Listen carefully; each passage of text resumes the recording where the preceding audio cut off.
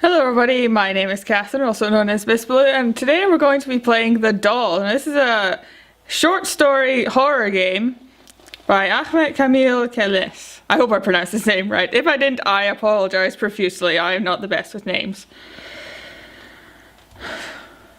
Right, let's get right into it. As a single mother, you know how hard it is to look after a 13-year-old girl. 13 years old girl.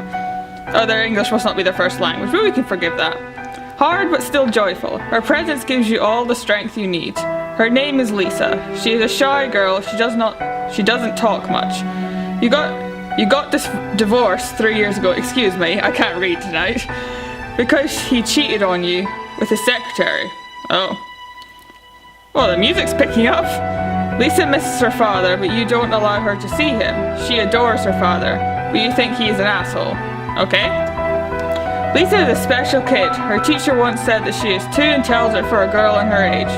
We already knew it before. Her reactions were unexpectedly mature.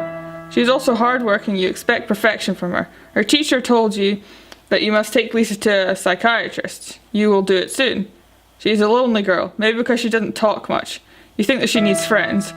So you bought her a rag doll to cease her loneliness. You bought the rag doll from the local toy store. Not an expensive toy, nothing too fancy. Lisa might still like it.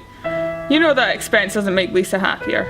The doll was a girl with big blue eyes and short black hair.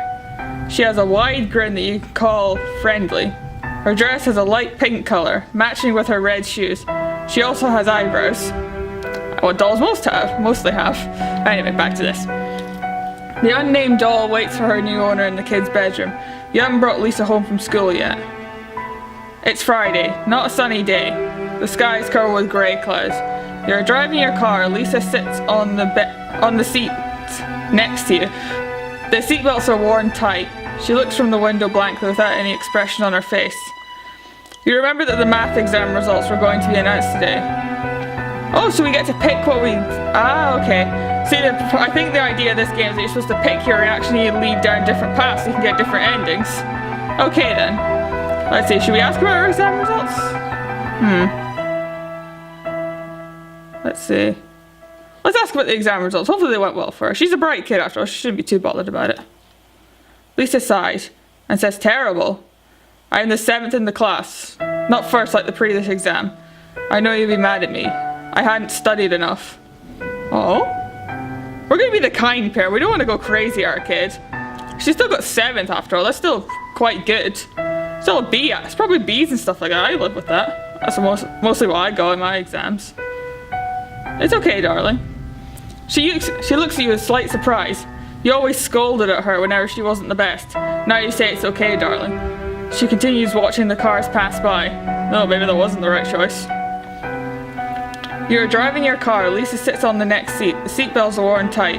She looks from the window blank without an expression on her face. Alright, okay, we can ask her different questions now. Let's try mentioning the ragdoll, see what happens. Oh, that's nice, thank you, she says. There isn't any excitement in her voice. Oh. Must have went really badly then if she's not that bothered. You're driving your car. Okay, it's the same thing. Right. Let's try making friends. No, she says with a determined voice. They are just idiots. For example, they see the other classes in the school as enemies. As if they are an enemy nation with a different religion. I mean, it is silly to be enemies because of a race or religion. These morons in my class hate each other just because of being in different classes. Kind of reminds me of Pokemon Go in some aspects. Not the religious thing, of course, but what can you do? That's a shame. Well, I suppose we have to continue driving, nothing else to do.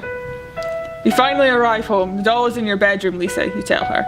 She climbs up the stairs slowly. Apparently she isn't too excited about the doll. You follow her to her bedroom. She picks up the doll that's on her bed. I will think of a nice name, Lisa says. But I have got homework to do first. Play comes after study. Oh, I don't really want her to be so hard on herself. She can't just study her life away at this point. I mean, you always need to get good grades and things like that, but still, don't go so hard on yourself. So you leave Lisa alone in her room. You have got a lot of work to do. Anyway, not only will you cook, but you also need to work on a novel's cover illustration as a freelance artist. Ooh, we're an artist. Sweet. The deadline is close, so you work hard nowadays. You work all day. The only break you is the dinner. You don't talk about anything during the dinner with Lisa. Oh.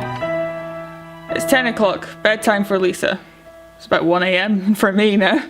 Perfect time for this kind of stuff. You visit Lisa's room before she sleeps. She's in her pink dotted pajamas. She's holding the doll in her arms. The music changed. It's not so happy anymore.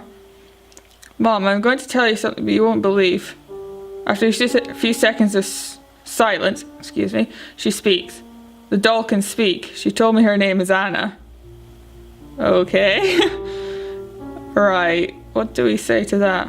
That's impossible, or go on? She might just... Let's go. Lisa explains. Anna says that she was nothing but a piece of light. A light that's drifting in absolute blackness. A weak light in infinite darkness. Then she found life in the stall. She was waiting in the toy store for a friend. Lonely. And today she found me. She said that she loves me. She looks at you, wondering if you'll believe in her.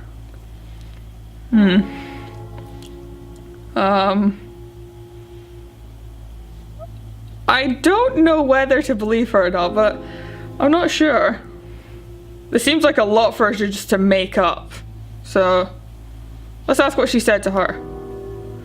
Lisa smiles, and I said that I will be her new friend and I will always love her. She continues. And then she told me that she was happy. Happy like the times when she used to be an angel. What to say though? Let's try believing her for now. She screams, "No, I don't want it to be thrown. She is my friend. Please don't." You feel like the doll is staring at you too.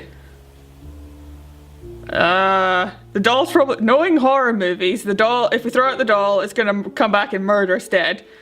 If we keep it, it's probably gonna do the same thing, but... It'll hate us less, I guess. Let's let her keep it for now. Lisa doesn't show her emotions unusually, but this time you can see she is surprised. "Oh, thank you very much, Mum," she says. You kiss her goodnight and leave her with Anna, the doll. Because of all the hard work, you begin to feel tired, and you go to bed. It doesn't take long for you to fall asleep. A few hours later, you wake up to the sounds coming from outside. You hear hysterical laughter coming from the garden. Oh god, music, stop! They belong to a girl, specifically Lisa's. You stand up and look outside the window. You see Lisa standing and laughing in the garden, under the pale moonlight. She is facing back. You can't see her face. Every part of me right now is saying, do not go outside, so... Especially the fact that the music's kicking up like this, so I'm gonna shout down to her. "Lisa, Lisa," you shout, she can't hear you. Or she doesn't care. Either way, she continues laughing. You have nothing to do but go near her. Oh god. You climb down nervously. You wear your shoes and walk to the garden. Lisa doesn't react to your presence. You approach Lisa and put your hand on her shoulder. She turns her face to you. It's not... Okay. Oh my god. It's not Lisa's face, it's not even human face. The texture of the face is a grey rag. The eyes are quite big for a human. So is the wide smile. The voice changes. It didn't belong to a girl now, but a demon. She stares at you and laughs. You wake up. It was just a nightmare. You're all sweaty with terror. The morning has already broken. You decide to check Lisa. Oh! I was so terrified of it, like... Oh man, I just thought there was going to be a face that popped up on screen or something horrible like that. Okay. Lisa is sleeping peacefully, hugging Anna. Anna is carrying that wide smile that annoys you now. But hey, it's normal. It would be terrible if the doll's face was different than how you bought it. You go to the kitchen and prepare a weekend breakfast. You usually make omelette with sausage on Saturdays. You will repeat that habit today. You're in the kitchen, you take the sausage and eggs from the fridge. You need to slice the sausage, so you open the drawer to pick up the meat knife. Something is wrong. The knife isn't there. Oh god, it's turned into Chucky now, oh gosh. Search for the knife in the kitchen, look inside the garbage bin. Why would I think it's there? look for the knife in the kitchen, obviously. You search the whole kitchen. No drawer is not looked into. You even looked in the fridge. No, the knife isn't there. There's only one place you haven't looked inside, the garbage bin. You open the lid. You couldn't find the knife inside the garbage bin. You search for the knife everywhere possible, but it's in vain. So you decide to use another knife to prepare the omelette. I am very terrified to click at this point because I'm just afraid that something's going to jump out at us instead of just being words, which are terrifying enough at this rate. After you prepare the omelette, Lisa wakes up and joins you in the kitchen. You eat the breakfast with her. She doesn't look happy. There's an uneasiness on her face. Okay, do we ask her about the knife? Or about Anna speaking? Or telling her to study? No. We should probably mention the knife. It is strange, Mom. I have no idea where the knife went, Lisa answered. You eat breakfast with her. She doesn't look so happy. There's an uneasiness on her face. Okay. Okay, we can choose to not ask anything, so I'm gonna ask about Anna because there's no way that dream meant nothing. She did not speak today, but she kept changing her facial expression. Sometimes she looked happy, sometimes not. Her brows were she furrowed her brows. There was an anger in her face. I can't understand her. Lisa continues eating breakfast. You eat the breakfast with her. She doesn't look so happy. There's an uneasiness on her face. I'm not going to force her to study. That's cruel. Don't ask anything. The breakfast is over. I need to study math, says Lisa, and climbs up to her room. You also need to work on the novel cover. You are both busy now. It's evening now. Okay, Psycho's coming! As you work on the cover, you hear screams from Lisa's room. You rush to her room. You find Lisa standing and breathing in panic. Her arms are full of stitches. She did it, Lisa screamed, showing her heavily wounded arms as blood leaks down to the floor. She jumped and ran away. Lisa points to the open window. You look outside. You can't see any running doll there. Maybe because she ran away, or it's too dark outside, or Lisa's lying. I won't let her harm you. You crouch and hug Lisa as she cries. I know how hard to believe me now. Thank you for believing me. But please, I want to stay alone. I know that she won't come back. So you let her stay alone in her room. After closing the windows and locking the door, you make sure that no doll can trespass. You get into your own bedroom next to Lisa's room, so you can hear her in case she needs you. Thanks, lightning. Oh man, I'm getting chills over this game, seriously. Oh man. It's 3 AM now. It's raining outside. Lightning strikes and enlightens your dark room. It's only clear skies outside for me. I can just see the moon through my window, which is quite ominous. You haven't slept. You don't care about the freelance work you got. All these events make you too stressed to care about business. You see Lisa's silhouette at the door. She walks in. Lisa turns on the light and approaches you. Mom, I need to confess something.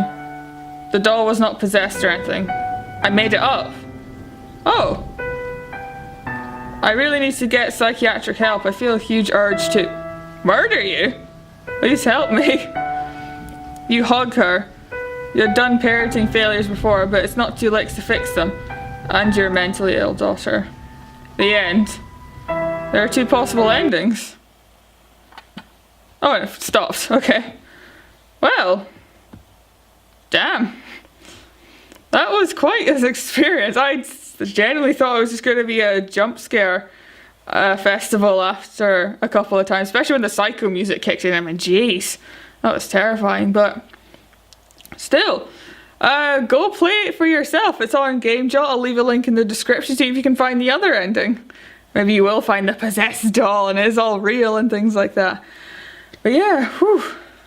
That was a good game. Really well made, really well written. Sometimes few English errors here and there, but I imagine the developer isn't a native English speaker, so it can be forgiven. So yeah, good game. Really good. So thank you all so kindly for watching. Hope to see you in the next one. Bye!